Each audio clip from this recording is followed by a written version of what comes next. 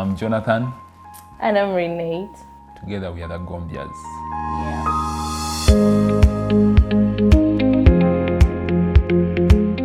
Our wedding happened on the 25th of May 2020.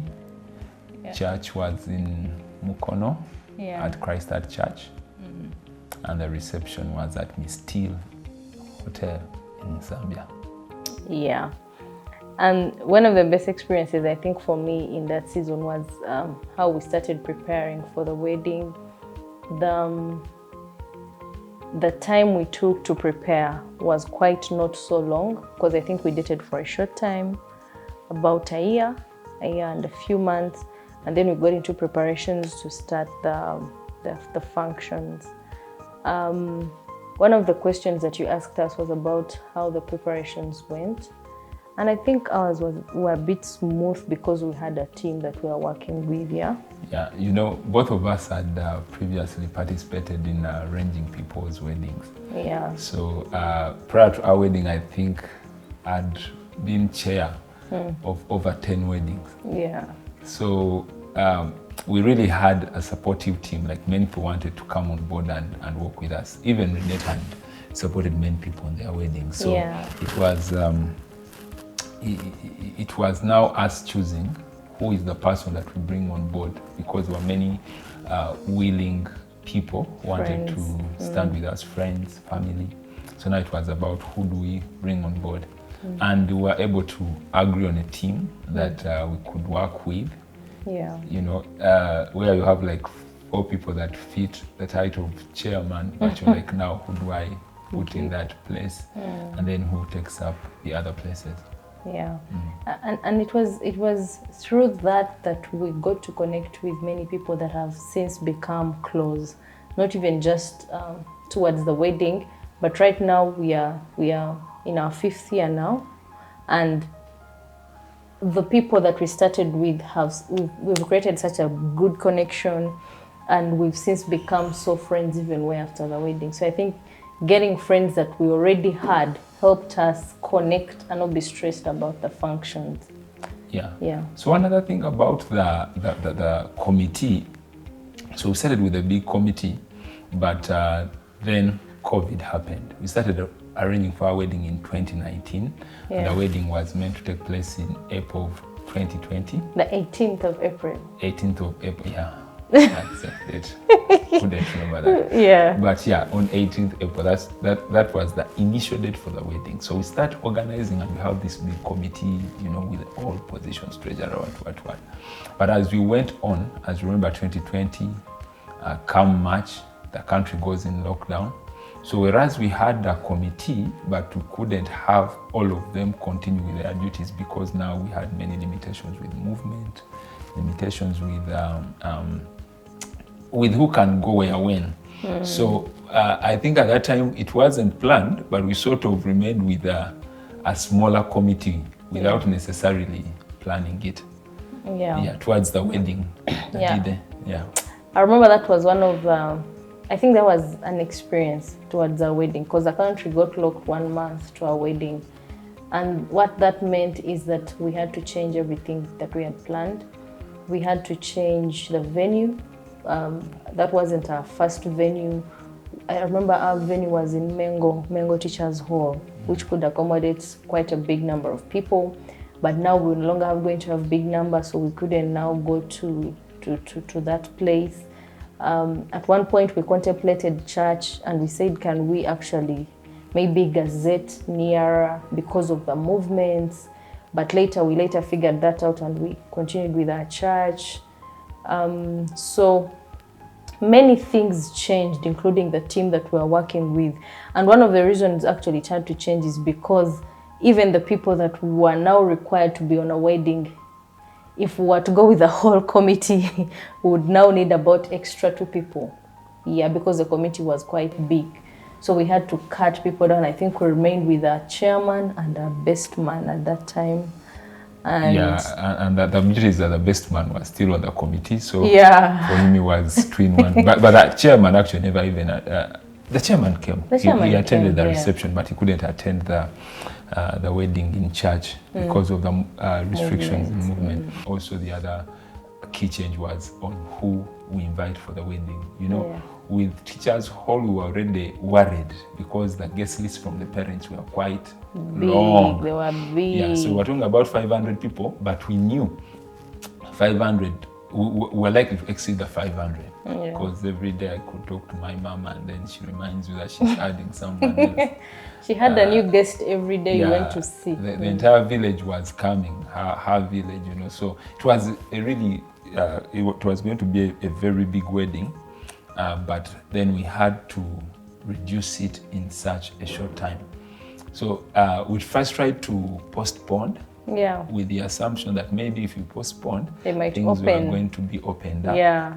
So we moved from 18th of April and we pushed to... I think it was an earlier date in May. Yeah.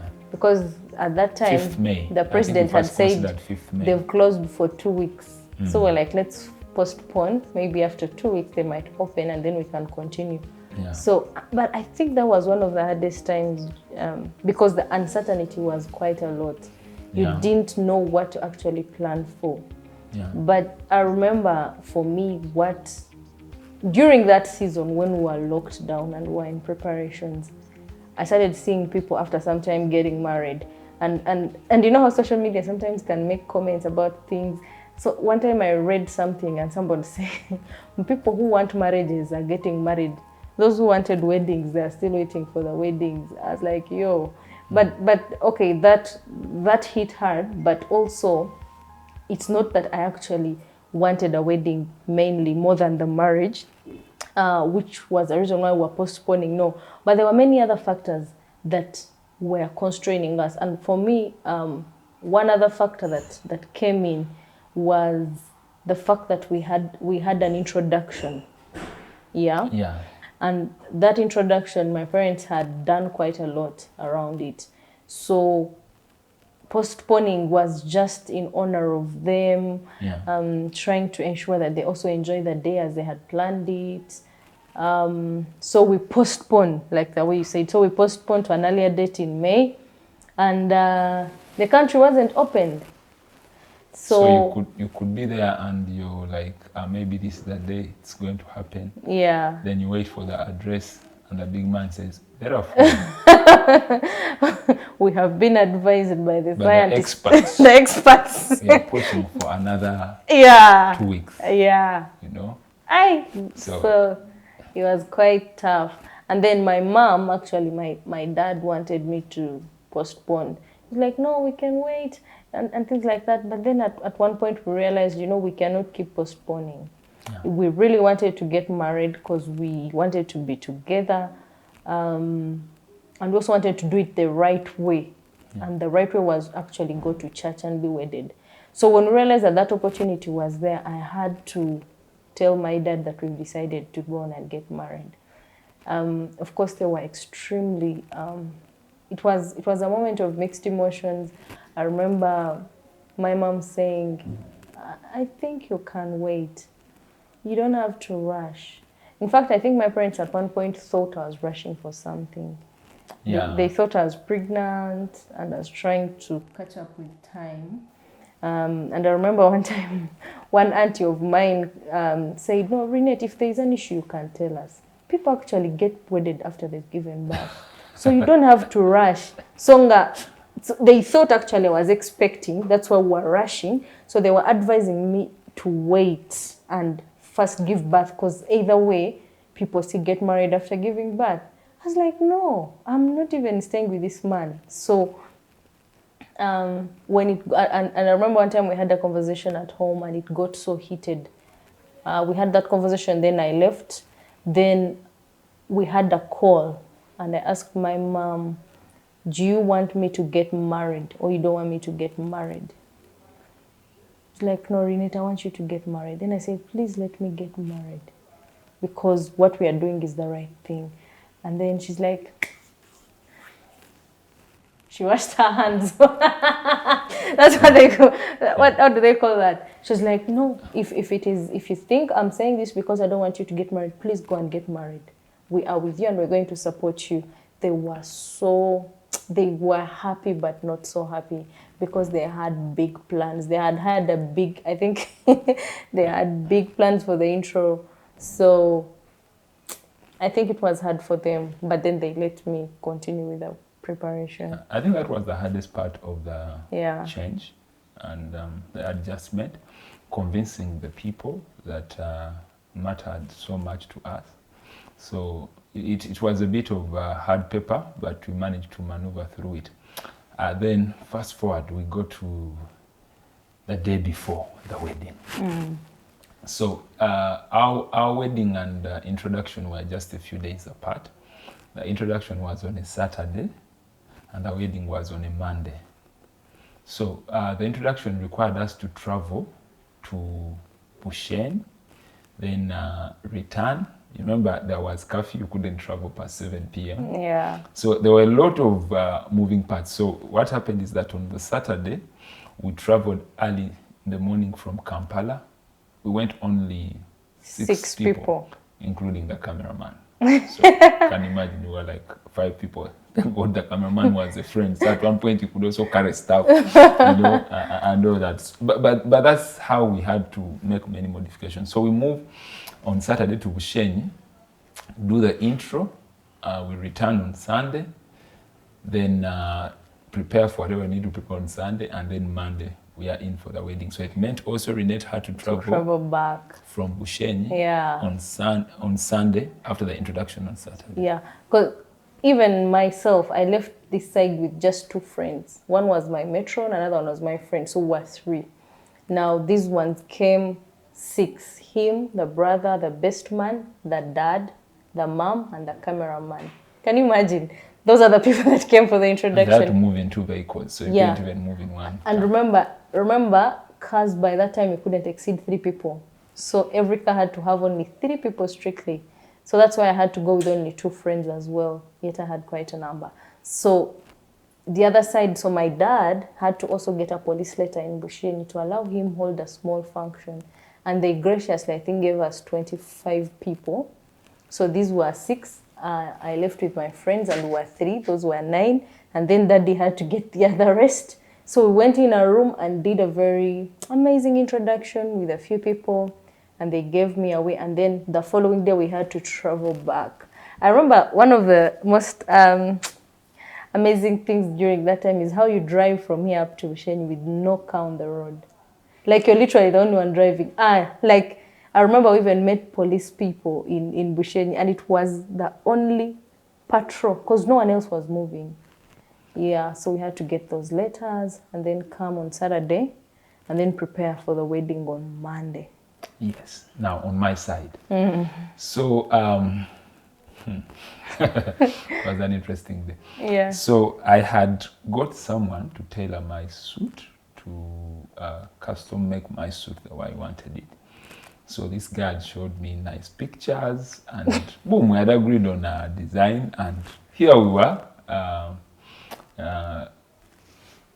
The country is locked down, so I keep calling him. He's like, no, that thing is going on. We are making the suit and all that. So on Friday, before he could travel for the introduction, I get to receive the suit. And guess what? The purple. It was bad. The trouser. You know those purple trousers of... Not dark purple, like shiny purple. Like those old-time pastors. Oh, you know? It was shiny. I'm a pastor, but I couldn't handle that glitter. Yeah. So it was very shiny, and now it's Thursday. It's Friday. Saturday is my introduction, so I have to travel. And I tried to convince myself, took pictures, shared with friends. I'm like, but guys, this looks okay. What do you think?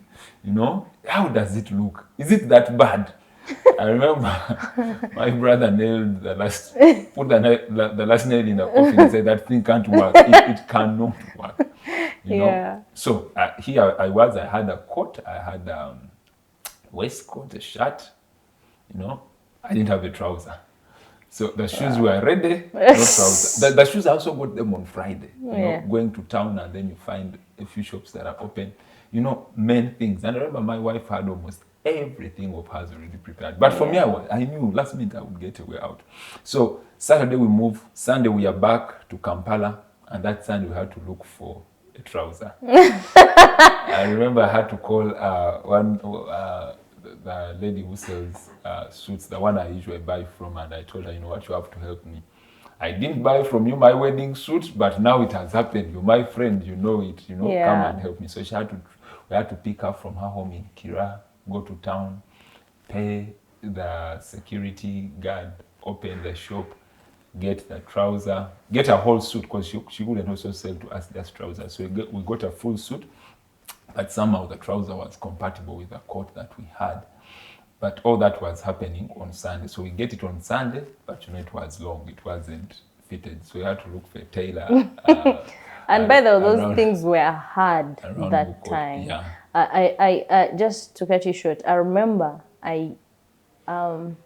I spent a lot of money in movement.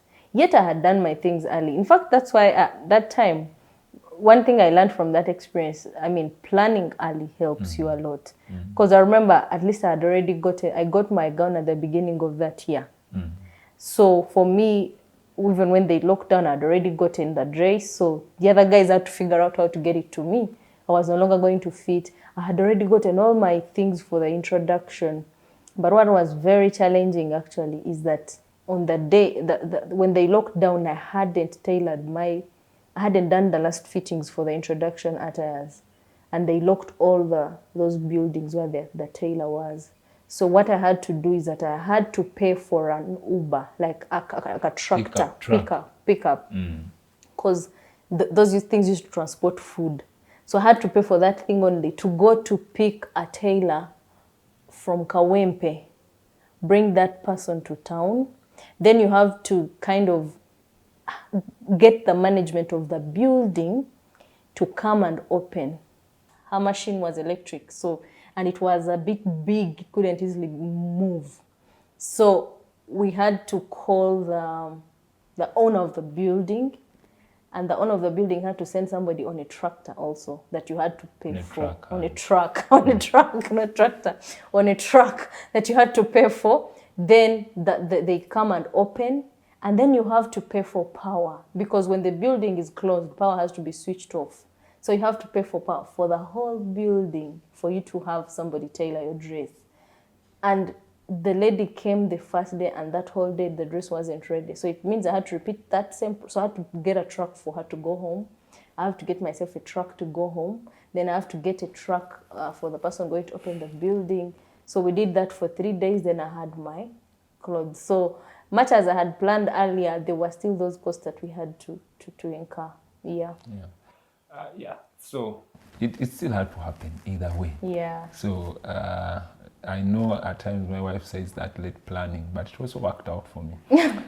What helped me is that I never told her what was happening. No, but you see, Wama, the good thing with men is that for you, your clothing and what you need for the wedding, you can do anything for a wedding. You can actually do your old shirt, and nobody will know that this shirt was old. But there's no way I can get a gown in one day when the country is locked. Yeah. You see, especially the gown that you want. You can get a gown that is available by any shop or anybody that you know who wants to use the gown and it's at home. But the proper planning was important because it saved me, especially for women where we are always a bit particular. Yeah. So I was happy that irrespective of all that, I did the attires that I wanted, and I also did the gown that I really, really wanted to do. Yeah. So both formulas work. That day, the day before the wedding, I stayed at home. So I had just shifted to a new home, which we are now going to share after getting married, after our wedding. So I was just new in that house, and that's where I spent the night, not with friends. We need to tell them how we got that house during lockdown. Yeah, still the whole business of the truck, getting a truck and looking. So he had to get a truck from his place where he was staying. So at that time, I had gone to a friend. I had a bicycle. You had a bicycle. So me, I had to get a truck. We were the rich guys in town. Yeah. So I had to get a truck to come because I also wanted to see the house we were going to go in. So we had to call a broker around Chisasi, and then the guy told us to find us here. Then I had to get a truck from where was I? Chigoma. Chigoma, at a friend's place, that side of Wakiso. And then come to Chisasi to look for a house. Then you have to rush back before it is 6. So the first house I remember we saw is what we went with. Was it the first? It was the second. The second. Yeah. The first one was quite far. Yeah, but we didn't have also many options. You just go with what's available. Yeah. Yeah, so I spent the night there. My best man joined me in the morning. So we're still traveling on the permit that we got for the introduction. I think we're still using the same permit because it was like 3 days. So my best man joins me in the morning, prepare there. The photographer came also around, took a few pictures. And that was our morning. There wasn't anything, big. We weren't in a hotel. We weren't somewhere having breakfast, nice breakfast.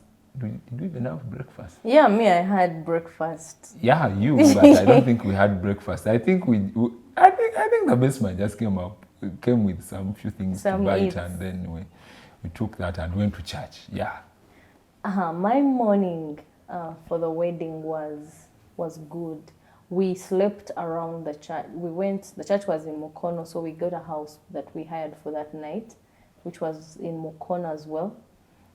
So I had to go, I slept there with everything of mine, with my matron and the makeup artist and the hair stylist.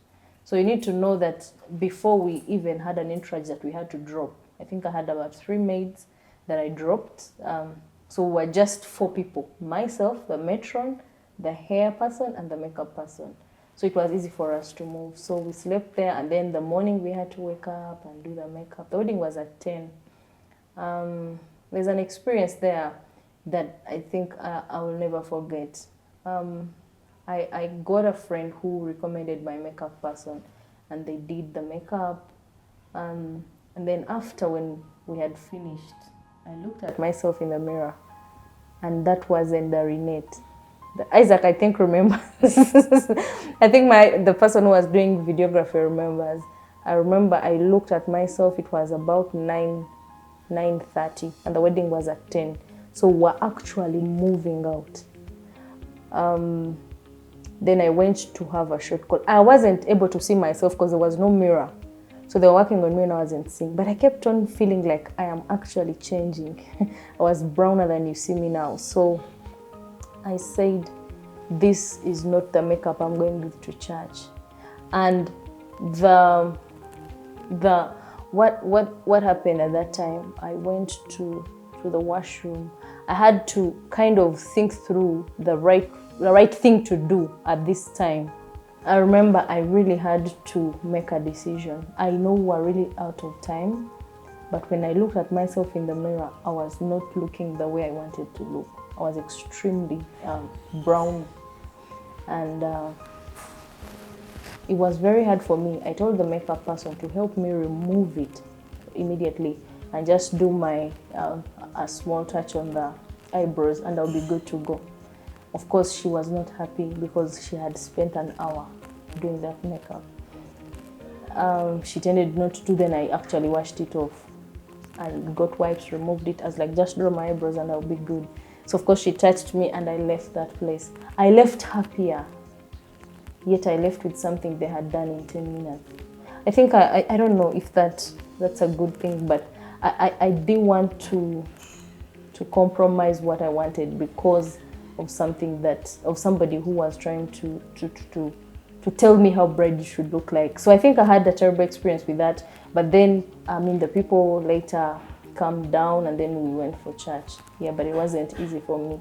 But when I left and I went to church and I saw myself in the mirror, I said, this is good. And amazingly, I don't know how you found me in the church. I liked it. I liked it. I mean, even if you had come without any makeup, I would have still liked it. Yeah. So the fact that I didn't know that story at that point, for me, I liked what I saw. I don't think you would like what I had seen before.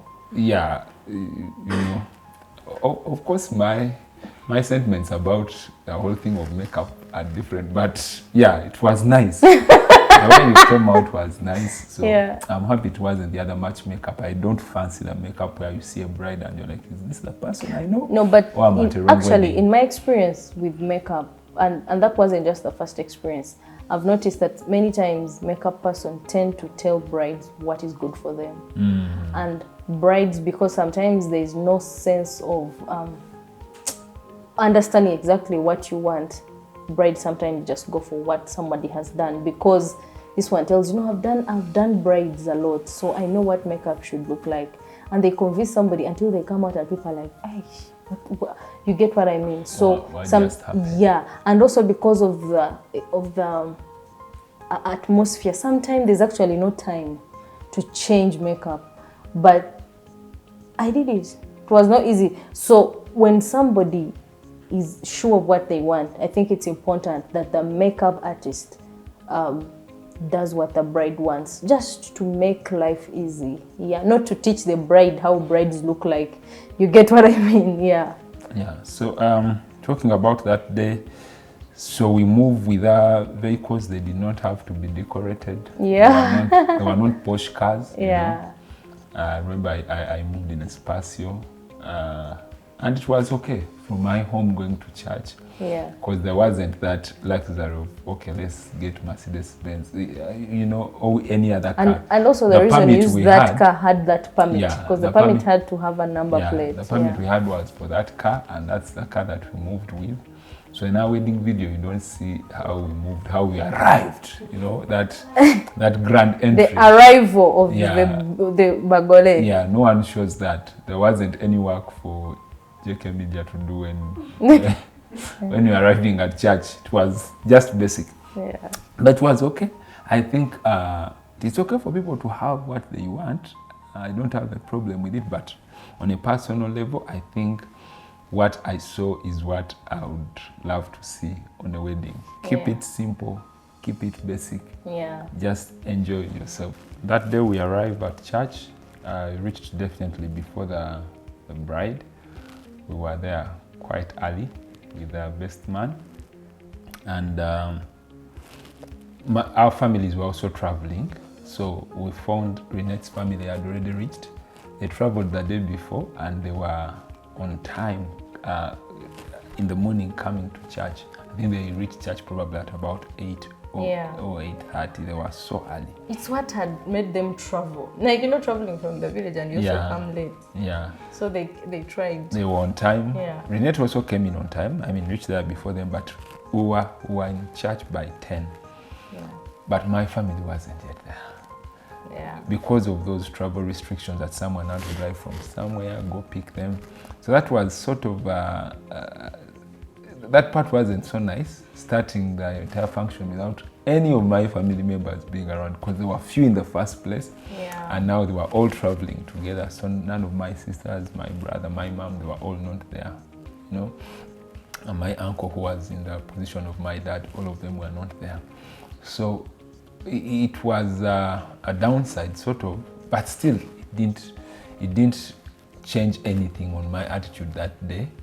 I saw my wife, or my wife-to-be, coming in, and I said, now, whoever is missing, it's their business. The bishop was around to with us, and the two of us were there, so it didn't matter who else was not around. I would have loved them to be around, but the fact that they were not around at that time yet, it was okay. But they later came in. And towards the end of the service, it was 1 hour service, so everything was moved on time. It had to be scheduled and moved on very well. Yeah.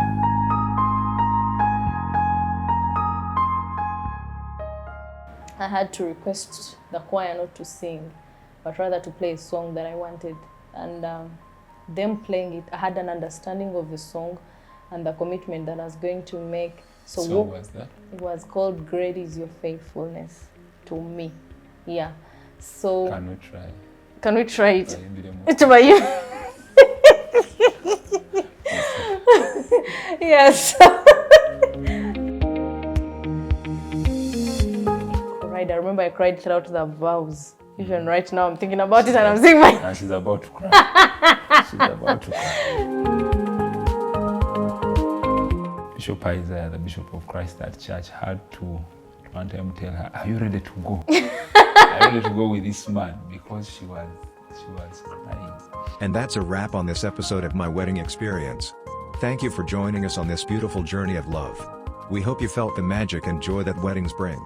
Don't forget to subscribe to our channel, so you won't miss any of our upcoming episodes. Until next time, remember that love is a celebration that fills our hearts with joy.